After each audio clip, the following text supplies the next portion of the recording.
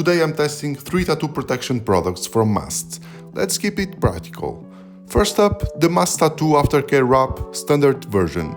Application is straightforward, it sticks well and it's flexible enough to move with the skin without pulling. After wearing it for a while, it stays in place, doesn't lift on the edges, and it feels breathable, not that suffocating plastic feeling.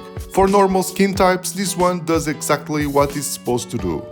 Now, the Hypoallergenic version. It's noticeable, gentler on the skin, less aggressive, adhesive, but still secure.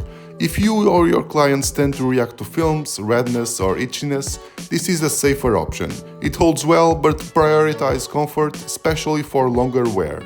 Last one, Mast BioGuard Shield Pro, disposable protective covers for tattoo machines. This is about hygiene and workflow.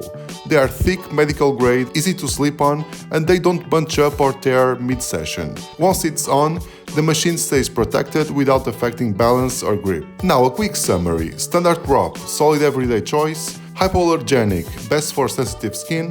BioGuard Shield Pro, clean professional machine protection. Links are in my description if you want to check them out. If this was useful, drop a like, subscribe, and I'll see you on the next test.